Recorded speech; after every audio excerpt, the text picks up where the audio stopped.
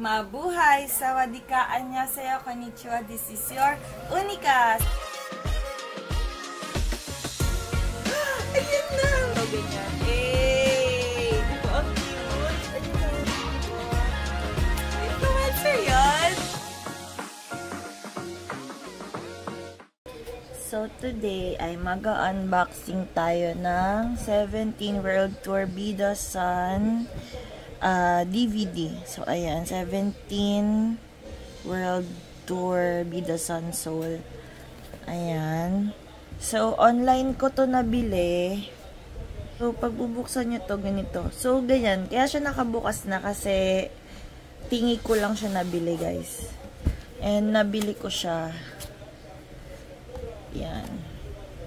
Ito yung thank you letter ng seller. Tapos may kasama tong dalawang Mentos at saka tong dalawang sticker. Ayan, kasama yan. Wait lang. Kukunin ko yung phone. So, nabili ko siya kay seller, wait lang, nagpaalam na ako sa kanya kung pwede ko siya pwede ko gamitin yung, kung pwede ko i-share kung ano. So, ito yung store niya. Ayan. Sam Shimi. So, ayan. Doon ko siya nabili sa Twitter. So, check nyo na lang rin yung Twitter nyo. Check nyo lang rin sa Twitter kung ano yung mga binibenta pa niya. Tapos, ito, digital code yung binili ko sa kanya. So, ayan yun. Digital code. So, ang ganda ng digital code. So, ayan siya, di ba? Ang cute na, ito, parang frame siya ng digital code. Ang ganda ng digital code niya kasi yan yung kamay ng SVT. Yan yung ginagawa nila tuwing, may mga event sila or something na kailangan nila mag-huddle, ganyan. So, ayun, nakita na ako sa digital code na to. Hindi ko napapakita yung likod kasi yun yung QR code. Tapos, ayan, pag binuksan mo, ayan siya. So, ngayon ko palang bubuksan to. Actually, inuna kong buksan yung digital code, mag-scan, kasi gusto ko na nga manood. Pero ito yung photo book. So, ito yung photo ticket. Ito yung mini poster set. Pero mamaya na yan. Ito muna tayo sa photo book. Medyo madami-dami to, bestie. So, ayan. Nasa ilan to? Pages. 169 pages. So, ayan siya. So, ito yung opening. Alam niyo naman na yan. Ayan. Si S-Coops, pati si Jonghan. Wait nga. Naglagay tayo ng something para hindi mahirap. Ayan. S-Coops, Jonghan. Si Joshua June.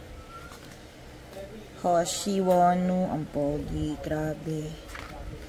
Then si Uzi, tsaka si D8, si Mingyu, tsaka si DK,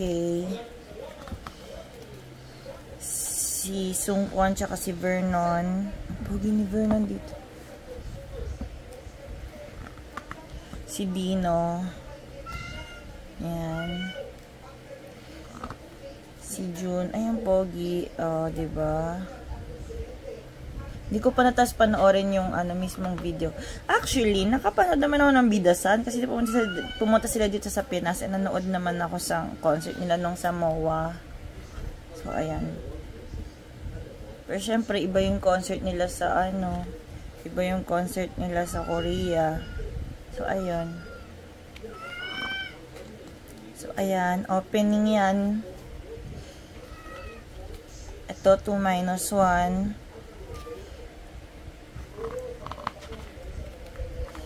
Ayan. Ayan, poging lang dalawa dito. Ito si June. Ito na, units na to. Perform sila ng units. Grabe yung abs ni Hoshi, bestie. Ayan. Tapos, unit naman, vocal unit kayo na performance. Ito, vocal na. Ayan. Ay, akit ni, dito, Jonghan. Next, ay, ito, si DK, ito si Sungkwan. Tapos, Oh, sige. Mingyu tsaka si Wonu na si Vernon tsaka si Songchul. So, ito ang hip-hop unit na ayan. Grabe pa mata yung performance nila dito. Diba first time ko sila napanood sa Bidasan talaga, na concert, like live, first time ko silang live napanood. And bestie, iba talaga yung vibes ng hip-hop unit. Dati, nung napanood ko na kasi yung dati pa na, ano nila, na yung mga bagets pa sila. And parang, ang laging sinasabi na parang si Vernon yung may yung performance level iba. Pero hindi ko yun ganun sobrang napapansin pag sa online or nanonood lang ng video in general. Tapos nakita ko na oo nga si Vernon nung sa personal ko na siya napanood. Sobrang nakaka-bias wrecker si Vernon pag nagpo-perform na siya like live. So ayun. Tapos ano pa bang memorable na nangyari sa akin ng Bidasan in Manila? Ayun, si Wonu, feeling ko lagi nakatingin sa akin kahit ano. Kahit alam ko malabo yung mata niya. Ayun. Tapos si S-Scoops, very cutie. Iba yung vibes ni S-Scoops eh. Si Hoshi, so cute siya. Like, ang galing-galing niya mag-perform. Actually, lahat sila magaling mag-perform. Pero talagang, talagang grabe lang sila. Bago ako makapanood ng Bidasan, sabi ko, okay lang kahit hindi ko sila mapanood online. Ganon level yung pagka-ano ko sa kanila, pagka-fan ko sa kanila na parang okay lang kahit hindi ko sila mapanood. Kasi dati, lahat ng parang naging bias ko na lahat ng mga nagustuhan kong grupo, like kailangan ko sila mapanood personal. Pero different yun sa SBT. Kasi diba nag-start ako as... kilala ko na sila before pa. Like pre-debut days. Tapos... nag-debut na sila. So, kilala ko sila. In-instant ko sila. Pero like hindi talaga ako nakafocus sila. Hindi ko matatawag yung sarili ko as Karat. Pero ayun, nung pandemic, na enjoy ko yung Going 17, tas naging Cubic ako officially, then naging Karat ako officially. Tas ayun na, tas parang sabi ko sa kanila, sabi ko sa isip-isip ko, like, hindi ko kasi sila kailangan as in like makita in personal para masuportahan. So, kahit panoorin ko lang sila online, okay na ako. Pero ayun, grabe, at least nakabigyan ako ng chance, nakabili ako ng ticket, ganyan. Ay, umiyak si Sungkwan.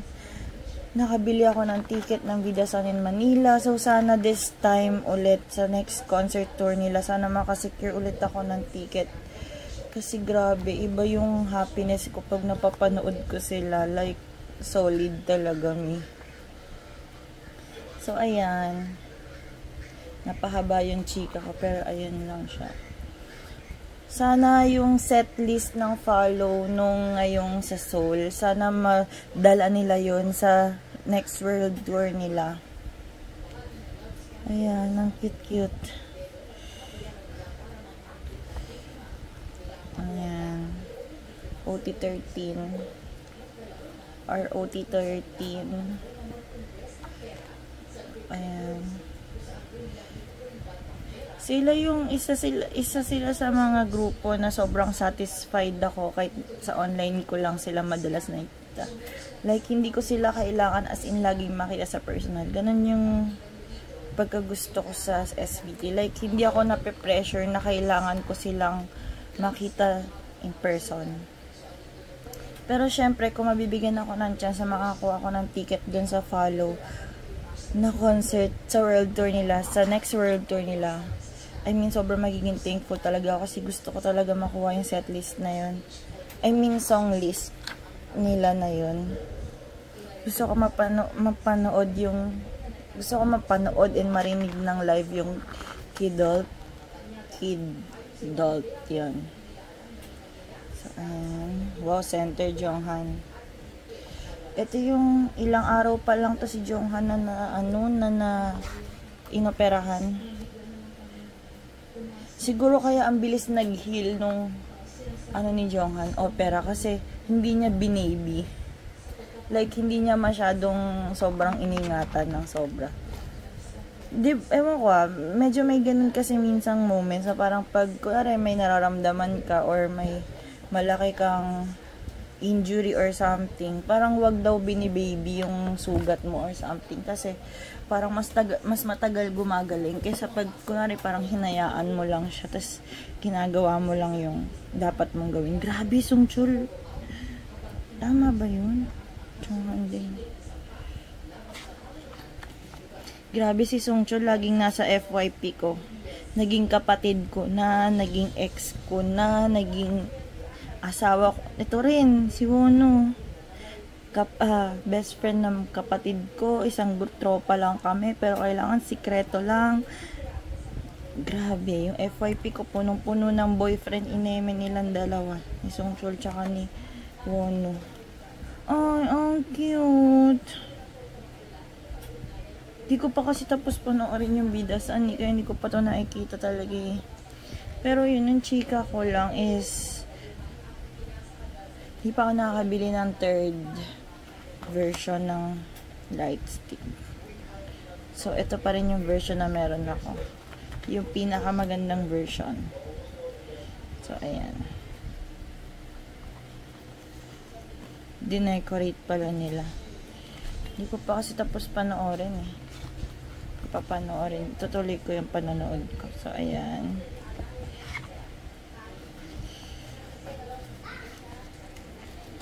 Ayan. So, ayan lang. Contents, credits. Tapos, ayun na.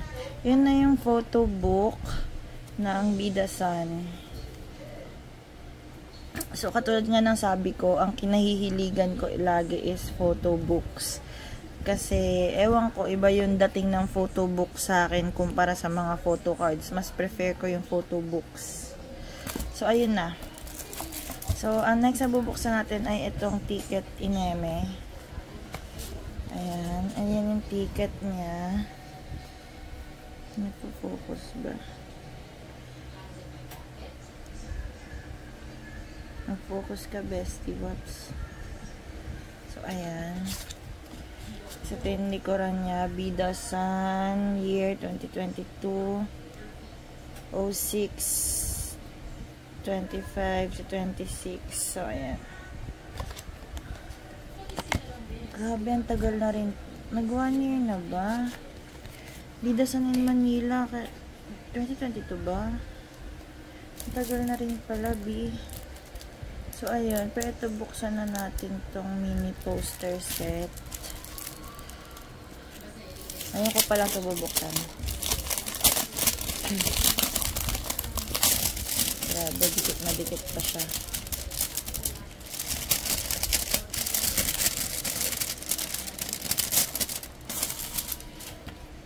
Hindi pa nakatiklop. Oh my god, nakatiklop yung kay Scoops.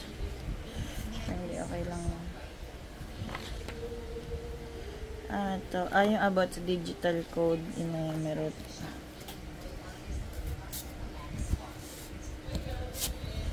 So, ayan. Si S-Scoops. Ayan. May S-Scoops lang naman na nakasulat. Johan. Joshua.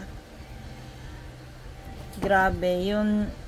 So, malalaman nyo yung, so, yung time na to ngayon, na ina-unbox ko is, lumabas na yung parang interview ni Joshua na about dun sa pagbili niya ng bahay sa mom niya. So, ayun, nabili niya yung bahay nakabili na siya ng bahay para sa mom niya, and hindi ko sure if tawag dito, if napapunta na ba niya sa Korea yung mom niya or nasa Amerika pa rin. Pero ayun na yun, nabilihan niya na ng bahay. Busy interview. So, ayun. So, ito si Wono, si Woozy,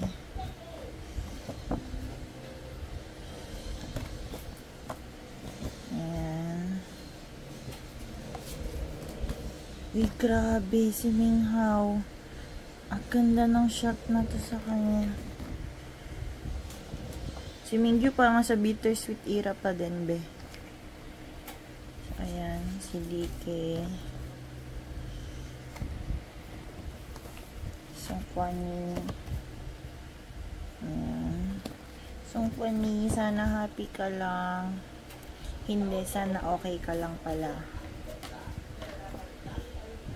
So, ayan. Si Vernon. And si Dino. So, that's it for today, guys. Thank you for watching. Yun lang naman yung mga i-unbox ko naman kasi. I mean, yun lang naman yung ipapakita ko sa inyo for today's video. Wala naman ng iba. And so, that's it, guys. Bye-bye. Sana na-enjoy nyo ang ating unboxing ng Bida Sun World Tour DVD Soul. So, ayan. DVD, Digi card pala. So, ayan. Bye-bye, guys.